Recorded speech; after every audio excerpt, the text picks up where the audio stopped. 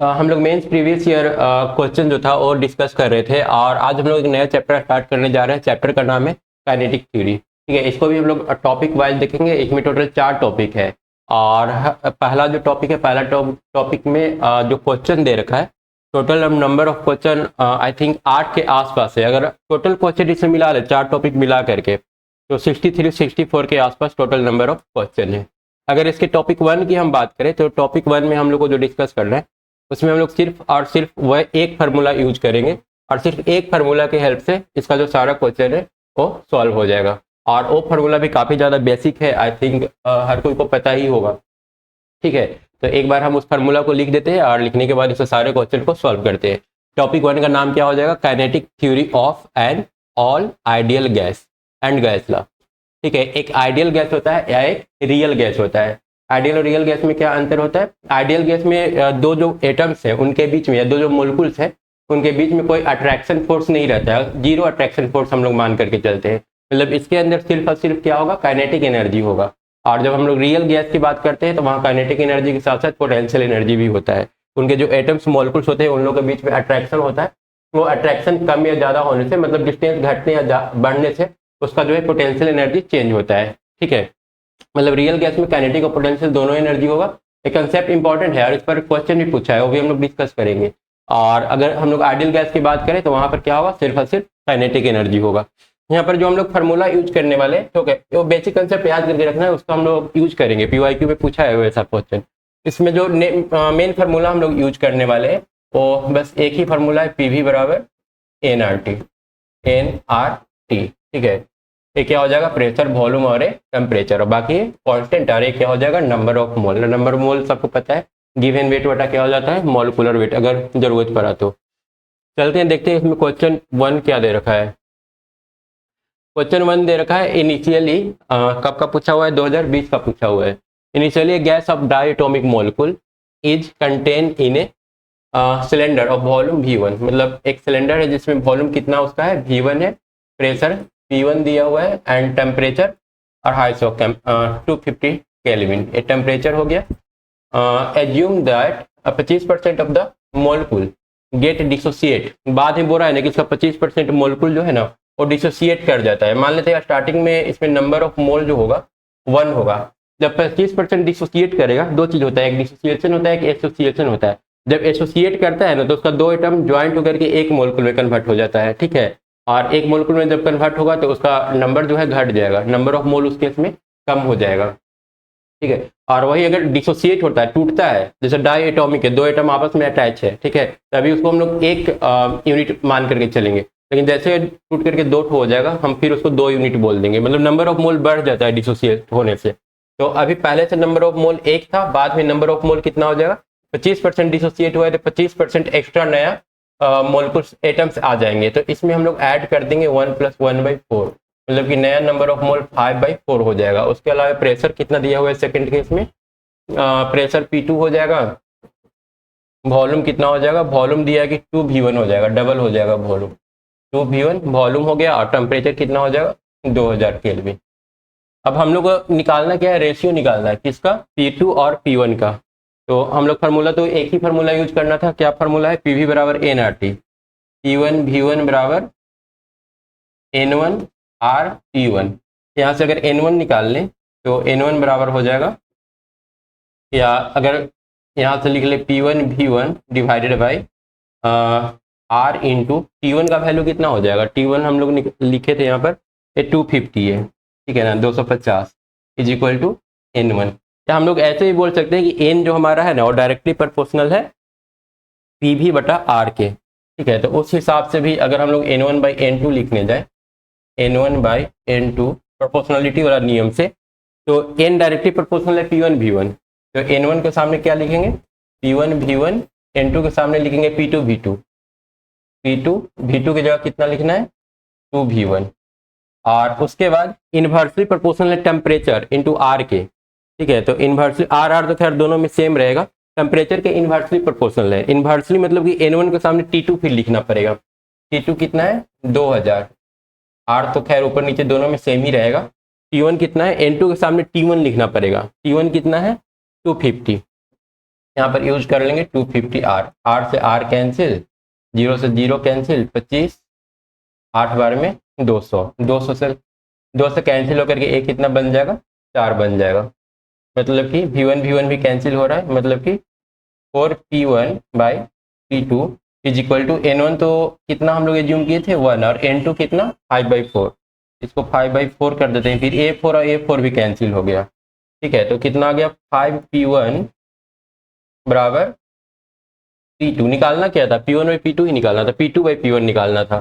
तो यहाँ से अगर P2 बाई P1 करेंगे कितना आ जाएगा, P1 नीचे जाएगा तो 5, मतलब सही आंसर इसका कितना आ रहा है 5, फर्स्ट का सही आंसर कितना हो जाएगा 5। तो इस तरह से सिंपल एक फार्मूला था और उसी पर बेस्ड क्वेश्चन था, आसानी से सॉल्व हो गया।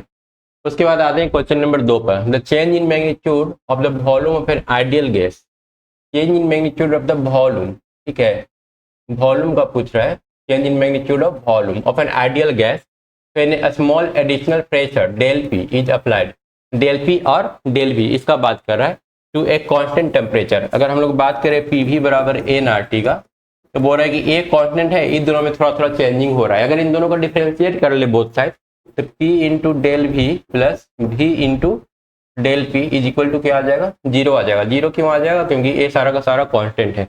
और यहाँ से डेल भी अगर निकाल ले तो हम लोग को मिलेगा del V is equal to minus of V into del P divided by P, ये हम लोग का इक्वेशन 1 हो जाएगा। और उसके बाद अगला इक्वेशन आगे क्या बोल रहा है, आगे बोल रहा है इज सेम, मतलब पहला केस जो वॉल्यूम मिला चेंज इन वॉल्यूम वो वाला, और दूसरा केस जो मिलेगा वो दोनों सेम रहेगा। As the change when the temperature is reduced by a small quantity, दूसरा केस में बोल रहा है कि टेम्परेचर जो है ना वो सिर्फ रिड्यूस होगा, वॉल्यूम चेंज होगा किसके चेंज होने से, टेम्परेचर के चेंज होने से। तो यहाँ से भी एक डेल भी निकलेगा और ए डेल भी हम लोग को देगा N R into del T by P, ये हम लोग का इक्वेशन 2 हो गया। अब इन दोनों को आपस में क्या कर लेंगे, इक्वल कर लेंगे। अगर इक्वल करते हैं तो minus of V into del P by P equal हो जाएगा यहाँ से N R into del T, N R into del T divided by P, ठीक है, N R into del T divided by P, और यहाँ से भी into del P by P था, तो पी से पी कैंसिल हो रहा है और हम लोग को इस फॉर्मेट में कन्वर्ट करना है। डेल टी का वैल्यू हम लोग को निकालना होगा, तो डेल टी कितना आ जाएगा, यहाँ से अगर डेल टी निकालेंगे तो A minus V into del P divided by N R, और बोला है कि ये जो वैल्यू है ना सी इंटू डेल पी के बराबर होगा, मतलब ये बाकी का जो टर्म बचा ना वो सी हो गया minus V by N R, ठीक है, minus V by N R into del P, ये हो गया हम लोग का डेल टी का वैल्यू। ठीक है, अब सी का वैल्यू हम लोग का कितना मिल रहा है, सी का जो वैल्यू होगा वी बटा एन आर, अगर इसका मैग्नीट्यूड हम लोग ले लें तो कितना हो जाएगा वी बाई एन आर, और वी बाई एन आर का वैल्यू हम लोग कहाँ से निकाल लेंगे, इसमें दे रखा है कि pressure, the temperature and the pressure of the gas is 300 kelvin and 2 ATM, मतलब इसको हम लोग किस चीज़ में कन्वर्ट करना है, प्रेशर और टेम्परेचर के टर्म में। तो हम लोग लिख सकते हैं P V is equal to N R T, हम लोग को निकालना क्या है V by N R, V by N R equal हो जाएगा, V by N R equal हो जाएगा टी बाई पी के, तो यहाँ पर हम लोग लिख सकते हैं टी बाई पी, और टी का वैल्यू कितना है 300 और पी का वैल्यू कितना दे रखा है 2 ATM, तो ये आ गया 150 केल्विन पर ATM, तो आंसर इसका कितना हो जाएगा 150। तो ये क्वेश्चन भी सिंपल ही था, बस यहाँ पर स्टूडेंट कंफ्यूज कर सकते हैं कि दोनों किस तरह से डेल भी दोनों केस में किस तरह से निकालना है, वहाँ पर दिक्कत आ सकता है, बाकी सब जगह बिल्कुल क्लीन है। उसके बाद आते हैं क्वेश्चन नंबर 3 में। क्वेश्चन नंबर 3 क्या दे रखा है, the number of density of molecule, number density मतलब कि a number per unit volume हो जाएगा N R D N R by D V is equal to कितना दे रखा है एन नॉट इंटू ई के पावर माइनस अल्फा आर के पावर 4, ठीक है। Number density of molecule of a gas depend on distance R from the origin, ठीक है, ए इसका नंबर हो जाएगा पर यूनिट वॉल्यूम में, और इस तरह से आर पर डिपेंड कर रहा है, आर जैसे जैसे घटेगा बढ़ेगा उसका वैल्यू क्या होगा चेंज होगा। देन द टोटल नंबर, तो टोटल नंबर निकालने के लिए क्या करेंगे इंटीग्रेट कर देंगे, मतलब जिसको इंटीग्रेशन पता होगा ये क्वेश्चन आसानी से सॉल्व कर लिया होगा। यहाँ से आ जाएगा D N R is equal to N not into E के पावर माइनस अल्फा आर के पावर 4। और डीवी को हम लोग किस तरह से लिख सकते हैं, डीवी होता है एरिया, डीवी बराबर क्या हो जाएगा एरिया इंटू डी आर, है ना। अगर मान लो कि इस तरह से वॉल्यूम वाला शेप हम लोग लेकर के चले, ये इसका सेंटर है तो आर डिस्टेंस पर हम लोग क्या करेंगे, इसका एरिया इंटू ये वाला लेंथ, है ना, एरिया और जितना उसका थिकनेस होगा डेल्टा आर ओ, वो मिला करके इसका वॉल्यूम हो जाएगा। तो ये छोटा सा डीवी होगा, पूरा वॉल्यूम निकालने के लिए हम लोग जीरो से लेकर इन्फिनाइट तक उसको इंटीग्रेट कर देंगे। तो इसका एरिया कितना होगा, सरफेस एरिया हो जाएगा 4 पाई आर स्क्वायर और डी आर हो गया इसका थिकनेस, और इस डी आर को जीरो से लेकर के इन्फिनाइट तक लेकर के जाना है। ठीक है, अब दोनों तरफ इंटीग्रेशन कर देंगे जीरो से इन्फिनाइट। ये वाला कितना हो जाएगा, एन हो जाएगा, टोटल नंबर निकल जाएगा, और इसमें से जो कांस्टेंट टर्म है वो बाहर निकाल लेते हैं। कांस्टेंट टर्म हो जाएगा A naught into 4 pi integration of zero से इन्फिनिटी, ये हो गया आर के पावर 2 ई के पावर माइनस अल्फा आर के पावर 4 डी आर। एक इंटीग्रेशन है जो थोड़ा सा डिफरेंट फॉर्म का है, और इस टाइप का integration direct NCERT math book में भी नहीं दे रखा है। ये हम लोग का हो जाएगा इंटीग्रेशन ऑफ आर के पावर एन और ई के पावर अल्फा आर के पावर एम, इस फॉर्मेट में है डी आर। और इस तरह का इंटीग्रेशन अगर रहे तो इसका जो वैल्यू होता है ए हो जाएगा फैक्टोरियल एन बटा आर के power N plus 1 divided by M. इस तरह से इसका जो वैल्यू है ना हम लोग निकालते हैं, सॉरी आर नहीं, अल्फा के power N plus 1 by M. अब हम लोग क्या करेंगे, इस फार्मूला का यूज करके इसको सॉल्व कर लेंगे। ए आ जाएगा एन नॉट इंटू 4 पाई और इंटू सॉल्व करने जाएंगे तो फैक्टोरियल एन के जगह पर 2 है, मतलब कि ऊपर में 2 रहेगा, नीचे में अल्फा के पावर कितना, अल्फा के पावर हो जाएगा एन प्लस 1 मतलब कि 2 और 1 3 और डिवाइडेड बाई एम के जगह पर यहाँ पर कितना है 4, तो 4 लिख लेंगे। तो ए आ रहा है हम लोग का 4 पाई इंटू 2 इंटू यहाँ से एन नॉट और अल्फा का पावर -3/4। ठीक है, एन नॉट इंटू अल्फा का पावर -3/4। हम लोग से यही पूछा था कि किसके प्रोपोर्शनल होगा एन का वैल्यू, तो एन का वैल्यू हम लोग देख रहे हैं एन नॉट इंटू अल्फा के पावर -3/4 के प्रोपोर्शनल आ रहा है। मतलब कि इसका सही आंसर थर्ड का क्या हो जाएगा, थर्ड का ए इसका सही आंसर हो जाएगा। लेकिन कंडीशन यहाँ पर यही था कि लोगों को पता होना चाहिए कि इसका इंटीग्रेशन निकालते कैसे है इस टाइप के फंक्शन का। तो एक थोड़ा सा डिफरेंट टाइप का क्वेश्चन 2019 में पूछा था। उसके बाद आते हैं क्वेश्चन नंबर 4 में। क्वेश्चन नंबर 4 दे रखा है, a vertical closed cylinder is separated into 2 parts. एक सिलेंडर है वर्टिकल और ये 2 पार्ट में बटा हुआ है। ठीक है, ये हो गया 2 पार्ट इसका। लेंथ ऊपर वाला का L1 है, नीचे वाला का L2 दे रखा है। बोला कि L1 जो है L2 से बड़ा है। ठीक है, और उसके बाद देखा है each part of the cylinder contain n mole of an ideal gas at equal temperature T। दोनों का टेम्परेचर T है और नंबर ऑफ मोल भी सेम है, n मोल दोनों में है। Its mass is m। ठीक है, if the piston is stationary its mass m will be given. और कि ये पिस्टन अगर यहाँ पर रुक गया है आकर के, तो बताओ इस पिस्टन का मास कितना होगा। इस पिस्टन पर टोटल कहाँ से फोर्स लग रहा होगा। एक तो ये वाला जो ऊपर वाला गैस है वो नीचे फोर्स लगा रहा होगा, नीचे वाला गैस ऊपर फोर्स लगा रहा होगा, और एक तो अपना पिस्टन का मास होगा। मतलब कि अगर इसका फ्री बॉडी डायग्राम लिख ले तो ऊपर से फोर्स लगा रहा होगा ए गैस ऊपर वाला, जिसको प्रेशर इंटू एरिया हम लोग बोल सकते हैं। ठीक है, इसको P1 नाम दे देते हैं। P1 इंटू एरिया ऊपर से लगा रहा होगा और नीचे से P2 इंटू एरिया फोर्स लगा रहा होगा, और एक नीचे mg लग रहा होगा, इसका अपना मास। तो अगर इसको हम लोग बैलेंस करने जाएंगे तो ऊपर से लगने वाला 2 force P1 into A plus M G, P1 into A plus M G, और नीचे से लगने वाला एक फोर्स P2 इंटू ए, P2A। और हम लोग जानते हैं PV बराबर nRT। अगर फार्मूला लगाने जाएंगे तो PV बराबर कितना होगा nRT। तो P बराबर कितना हो जाएगा nRT/V।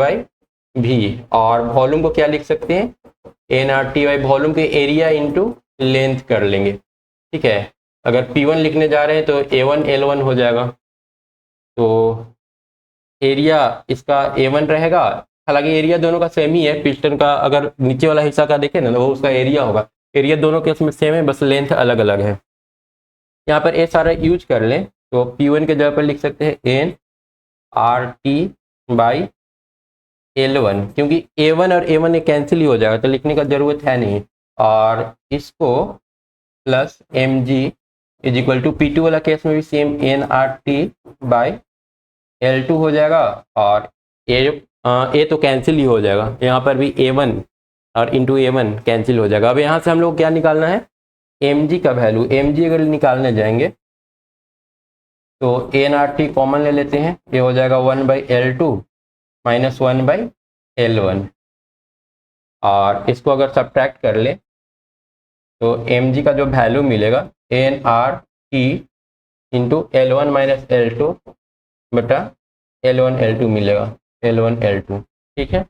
अब यहाँ से m निकालने जाएंगे तो N R T by G, N R T by G into L1 minus L2 बटा L1 L2। अब देख लेते हैं इस टाइप का ऑप्शन कहाँ पर दिया हुआ है, L1 L2, L1 minus L2 बटा L1 L2 और एन आर टी बाई जी, कौन सा ऑप्शन है, ऑप्शन डी इसका सही है, ठीक है। तो यहाँ पर भी वही फार्मूला एक ही यूज हो रहा है, पी वी बराबर एन आर टी, बस क्वेश्चन को समझना था, क्वेश्चन जिसको समझ में आ गया होगा, फोर्स को बैलेंस किया होगा, यहाँ पर पी वी बराबर एन आर टी लगाया होगा और आसानी से उसका आंसर आ गया होगा। उसके बाद आते हैं क्वेश्चन नंबर 5 में।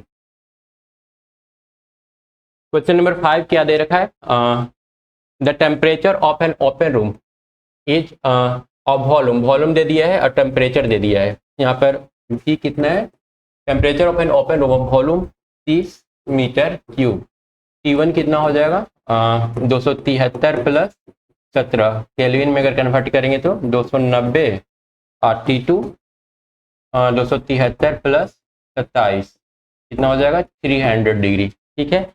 Due to sunshine the increases 17 to 27, मतलब ये जो है ना टेम्परेचर किसी रूम का इस तरह चेंज हो रहा है, वॉल्यूम चेंज नहीं होगा, रूम का जो वॉल्यूम है वो फिक्स रहेगा, मतलब V1 V2 यहाँ पर सेम है, टेम्परेचर T1 T2 चेंज हुआ है, the atmospheric pressure in the room remains, pressure भी दोनों केस में सेम ही रहेगा, मतलब P1 P2 V1 V2 ये सारा कुछ सेम है, 10 टू द पावर 5 पास्कल। एना for the number of mole of molecule, Ni और Nf क्या दिया है, नंबर ऑफ मोल दिया हुआ है, तो वो हम लोग निकाल सकते हैं in the room before and after heating, NF minus Ni क्या होगा, तो आसानी से NF और Ni निकाल सकते हैं। N बराबर क्या हो जाएगा, PV बराबर nRT, तो N बराबर PV बाई RT हो जाएगा, ठीक है। अब यहाँ से अगर हम लोग N final minus N initial लिखे तो PV तो चेंज हो नहीं रहा है, PV वैसे ही रह जाएगा, बाई R भी चेंज नहीं हुआ है, हम लोग direct 1/T final minus 1/T initial कर लेंगे, तो यहाँ से हम लोग को मिलेगा P का वैल्यू कितना है, P का value 10 to the power 5, 10 to the power 5 into V का वैल्यू 30 दिया हुआ था, डिवाइडेड बाई R इंटू इसका 1/TF कितना हो जाएगा 1/300, 10 अगर कॉमन ले लेंगे तो 10 बाहर निकाल लेते हैं, 1/30 माइनस 1/29, क्योंकि 290 था, इस तरह से, ठीक है। और ये जो हम लोग का आंसर आएगा ना नंबर ऑफ मोल में आएगा, ठीक है। अब नंबर ऑफ मोल को हम लोग एक्चुअल में नंबर ऑफ मोलिकुल में कन्वर्ट करना है, तो नंबर ऑफ मोलिकुल में कन्वर्ट करने के लिए फिर इसमें क्या करना होगा, एवोगाड्रो नंबर से मल्टीप्लाई कर देना होगा।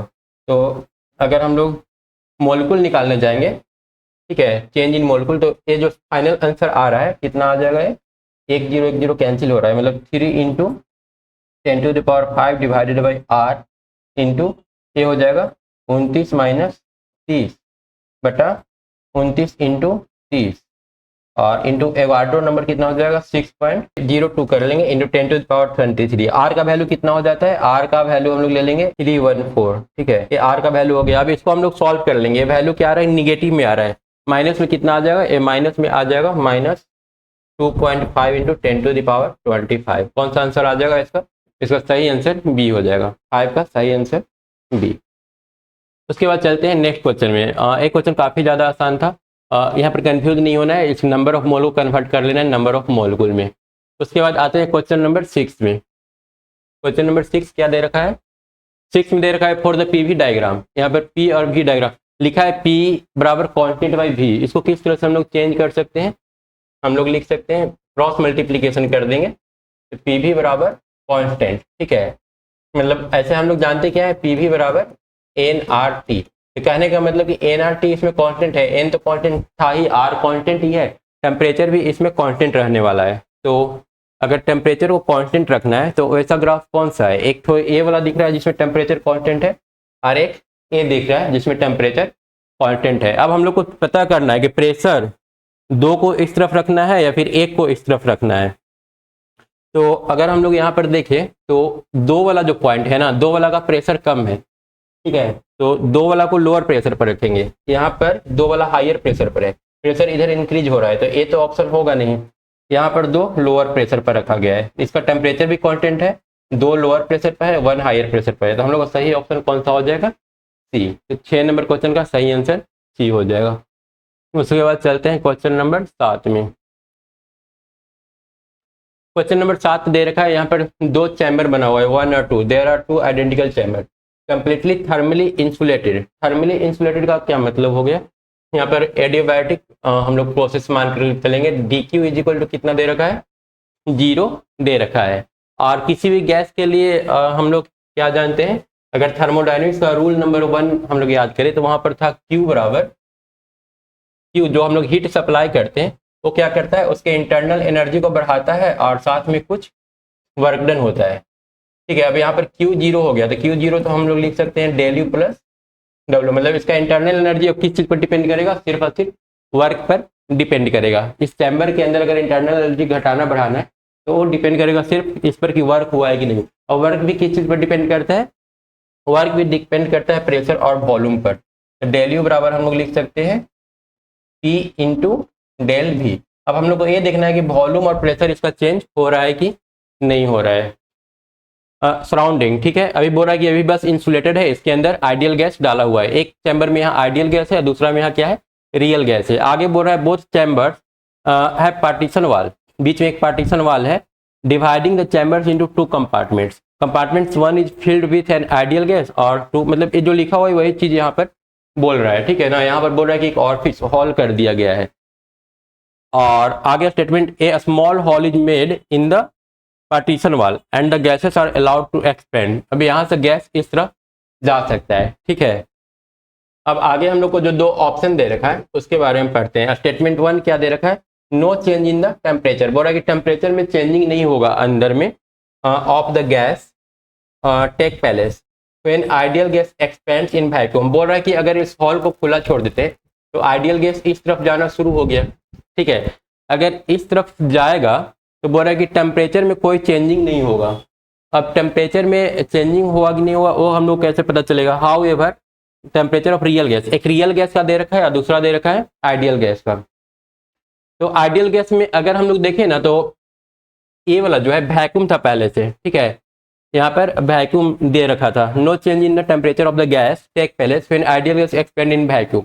वैक्यूम में जब जाएगा तो यहाँ पर कोई एक्सटर्नल फोर्स इस पर लगेगा नहीं, फोर्स नहीं लगेगा तो क्योंकि यहाँ पर पहले से कोई प्रेशर होता है तब तो इस पर फोर्स लगाता है इस गैस पर, यहाँ पर कोई प्रेशर है ही नहीं, बिल्कुल वैक्यूम है, तो इस पर कोई फोर्स नहीं लगेगा जब गैस इधर से इधर फ्लो करेगा। तो इस केस में हम लोग का वर्क डन भी जो है ना ये भी 0 हो जाएगा। तो हम लोग लिख सकते हैं डेल यू बराबर डेल यू प्लस 0। अब यहाँ पर बता रहा है कि इसके इंटरनल एनर्जी में कोई चेंजिंग आ ही नहीं रहा है, ठीक है, इसके इंटरनल एनर्जी में कोई चेंजिंग नहीं आ रहा है। जब गैस एक जगह से दूसरा जगह, एक कंपार्टमेंट से दूसरा कंपार्टमेंट में जा रहा है तो इसका इंटरनल एनर्जी जो है वो क्या रहेगा, फिक्स रहेगा, दोनों ही केस में, क्योंकि दोनों का सेम कहानी है, ठीक है। अब हम लोग बात करते हैं इसके इंटरनल एनर्जी में आएगा क्या क्या, तो इसके इंटरनल एनर्जी में दो चीज आएगा, एक इसका काइनेटिक एनर्जी और दूसरा पोटेंशियल एनर्जी।